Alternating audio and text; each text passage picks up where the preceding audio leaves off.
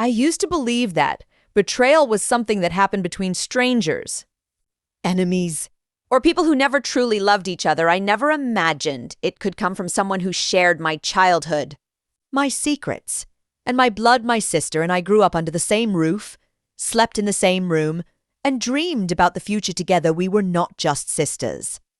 We were supposed to be each other's safe place, but sometimes the deepest wounds are caused by the hands we trust the most. When we were children, my sister was my hero.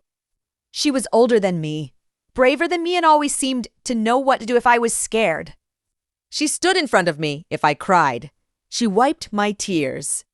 Our parents often said that we were inseparable, and I believed that nothing could ever come between us. I shared everything with her, my fears, my hopes, and even the thoughts I was too ashamed to tell anyone else.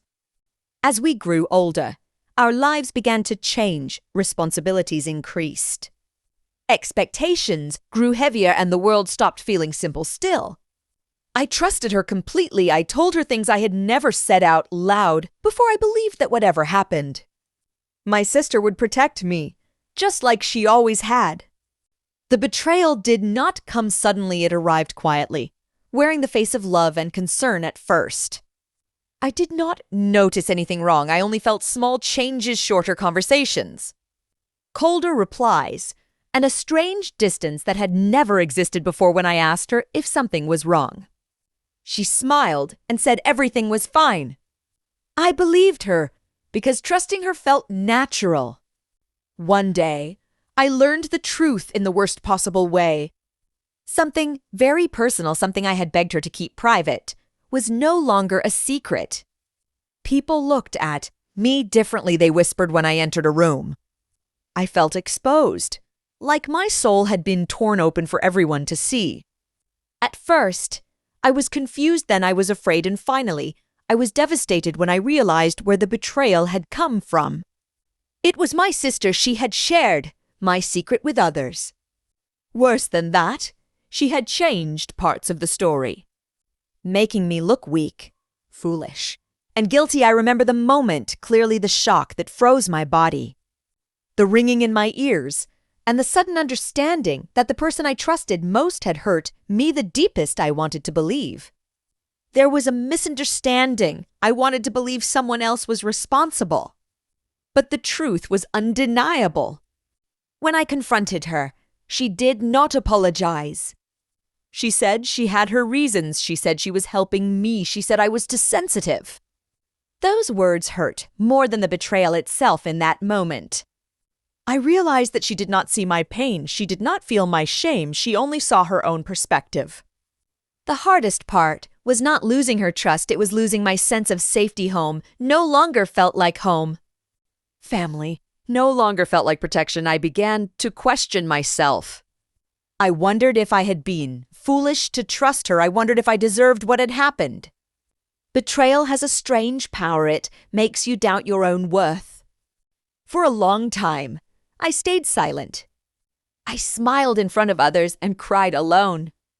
I carried the weight of broken trust inside me, pretending that everything was normal. I avoided my sister, not because I hated her, but because being near her reminded me of everything I had lost. The bond we once had felt like a memory from another life. What hurt the most was remembering who we used to be. I remembered the nights we stayed awake talking about our dreams. I remembered how she promised she would always protect me. Those memories became painful because they belonged to a version of her that no longer existed, or perhaps never truly existed at all. With time, I began to understand something important. Betrayal does not always come from cruelty. Sometimes it comes from jealousy, insecurity, or fear. Maybe my sister felt threatened by my happiness. Maybe she wanted control. Maybe she did not realize the damage she was causing. Understanding this did not erase the pain, but it helped me stop blaming myself. Healing was not easy. It did not happen overnight. Some days I felt strong, and other days I felt broken all over again. I had to learn how to rebuild my confidence, my boundaries, and my sense of self. I learned that forgiveness does not mean forgetting, and love does not mean accepting harm. One of the most important lessons I learned was that family does not automatically mean loyalty. Blood does not guarantee kindness. And silence does not mean peace. I had to find my voice.